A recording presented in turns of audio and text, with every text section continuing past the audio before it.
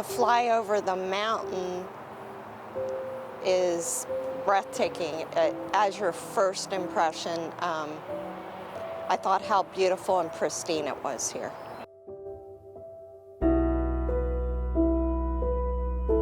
My name's Kathy Green. I've lived in this area since 1992. I love the outdoors here. I like the people here. They're kind of quirky and weird, just like me. My name is Justine Wolf, and I've lived in the area basically all my life. I love all of the different types of weather, and we get a good amount of it all. My name is Lucas Ashley, and I've lived here since June of 2020. I've never been to a place quite like Seattle or the Pacific Northwest. If you want the beach, go maybe like an hour and a half that way. If you want lush, super green forest and snow, you go half an hour that way. I was in awe. Unfortunately, it's gotten dirtier over the years.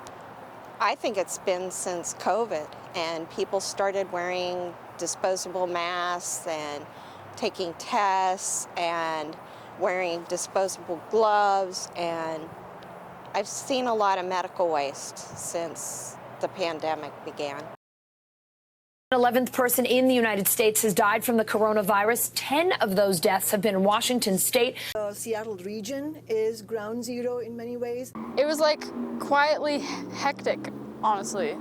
It's kind of sad there.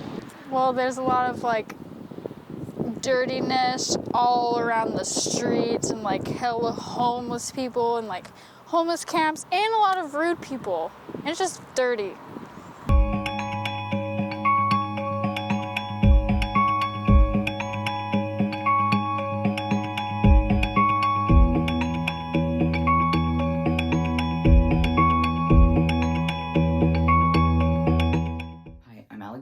I'm a resident of Vancouver, Washington. I've been here since about February 2020. Even in the short time I've been here has gotten even worse. The downtown area is piled so high with trash sometimes. It's gotta be 1 or 2 feet off the ground. It's usually in homeless camps. Unfortunately, I think with an influx of people and not having complete resources to handle all that on top maybe complicates things as well. And I also think a lack of affordable housing forces people out on the streets sometimes and into desperate situations they might not otherwise have to be in. I would say the majority of trash is from homeless people, and I mean, I understand where they're coming from. I think they have a lot of loss and instability that they feel the need to cling on to certain things. I used to work with a lot of the homeless population in Florida.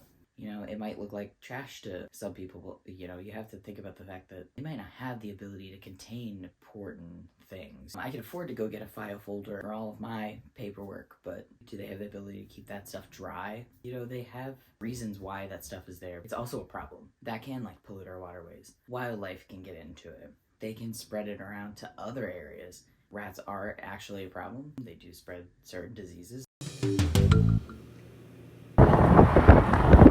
This is video I shot on my cell phone of Marine Drive in Northeast Portland.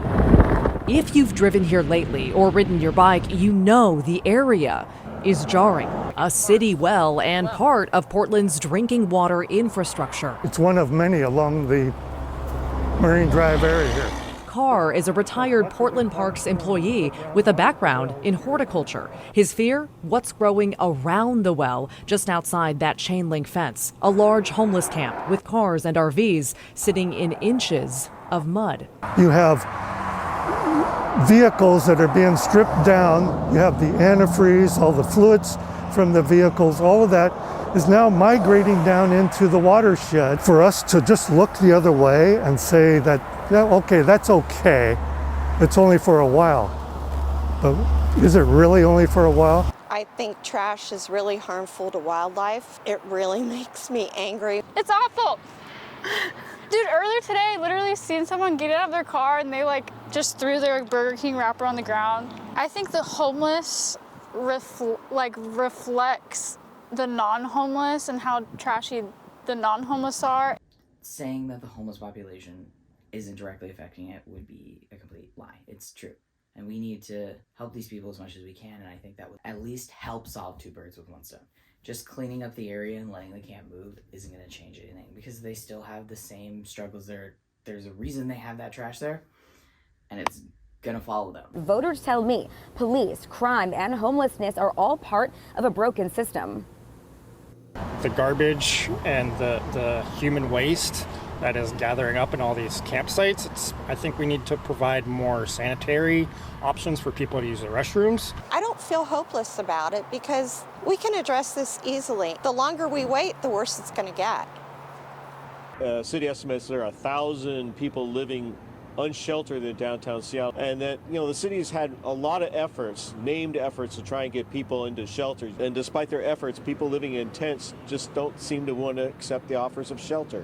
Compassion Seattle was an initiative to get something on the ballot to help try to solve the homeless crisis. Compassion Seattle was supposed to use reallocated funds was to provide housing units and mental health, substance abuse help, and all of those necessities for these individuals to thrive experiencing homelessness. So I think there's a lot of systemic issues. I don't think it's all one problem, and the city is doing something about it, but is it enough? I don't know. It doesn't seem like it is. So when they can address those issues, I think the trash thing will just kind of follow on its own. Many people agreed that there was a problem, but also at the same time, many people also had no idea where to start to fix the issue.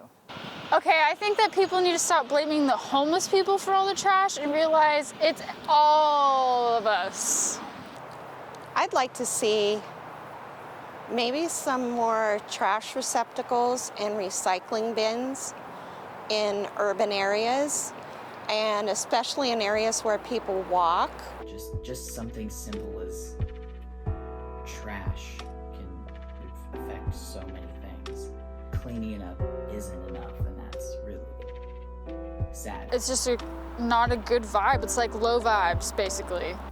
It sucks, and I want Seattle to be beautiful again. I think that the whole world is suffering right now. Well, I have hope for humanity and hope that we will all at some point pick up after ourselves.